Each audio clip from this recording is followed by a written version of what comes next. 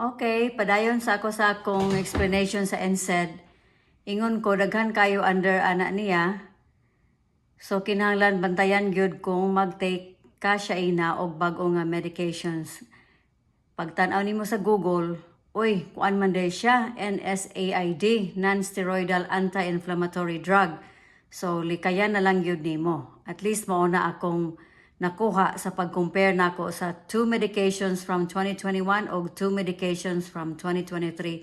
Isa ra ang dunay one ingredient in common. Okay, so sa second page, kay mura naman kog teacher ani no. So second page din hiyo.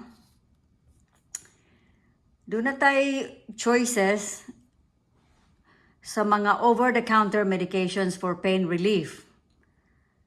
So, kita nimo dire, number 1, acetaminophen, also known as paracetamol. Sa USA o Japan, gitawag na siya, niya din niyo, USA and Japan calls it acetaminophen. Sa Europe, they call it paracetamol. They're all the same. So, unsa may mga drugs nga common yun kaayo sa nga tanan nga acetaminophen or paracetamol? Tylenol, very common. Biogesic sa ato Philippines, wala na din he. Biogesic is a paracetamol, mo nang tawag sa Europe. They are all the same. They are all under acetaminophen. Ikaduha nga choice, if you are in pain, ibuprofen. Unsay under sa ibuprofen?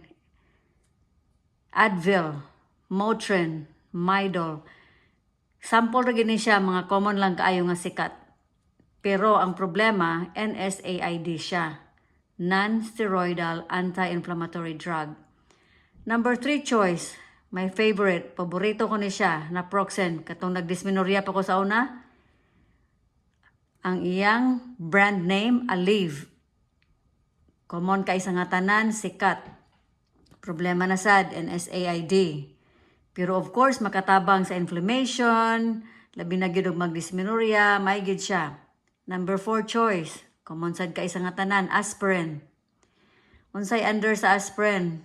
Bayer, Ecotren, St. Joseph's. So, puro na siya aspirin. Another problem, NSAID. So, if you can see here, siya ina, murag ang imong choice, balik gyud ka diri sa number 1. Tylenol o Biogesic. According to your dad, andad na kaning Biogesic. Usay ag kaisnaban lang ang Biogesic tungod lagi kay wala sad siya combination nga combo pareha atong Alaxan nga duna dayon siya anti-inflammatory nga partner. So murag ang Biogesic og kaning Tylenol nag-inusara. Syempre gusto na mo partneran gyud dayon no. Gwapo gid datong nay partner nga anti-inflammatory or kana Excedrin nga naa dayon caffeine para makatabang gyud. Well, sa imong kaso dili gyud mahimo. Kay allergic man ka. At least mo na akong theory kay murag wa man gilain nga explanation.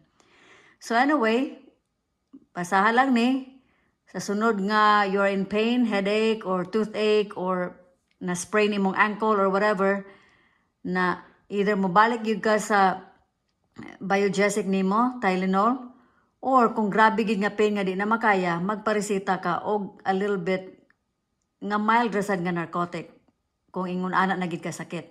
Pareha sa gibuhat sa imong doktor katong human imong surgery, siguro kuan siya, nag-anticipate siya nga sakitan gyud ka kaayo, so gi-combine niya ang medication katong Escudexa nga doon na kay narcotic, doon na sad kay anti-inflammatory. Para sa ako, strong ra, pero siguro yung una, you can take it, not knowing nga allergic day ka sa usa sa mga ingredients. Okay? So, that's all I can say sa akong presentation. Kung naay mga questions, okay ra sad, pero ako raman sa ding gibasa, kay di naman kay ko anad karon og mga tambal, kay niya naman ko sa OR. Pero sa akong pagbasa-basa, mo ni akong conclusion, okay? Thank you guys. Bye-bye.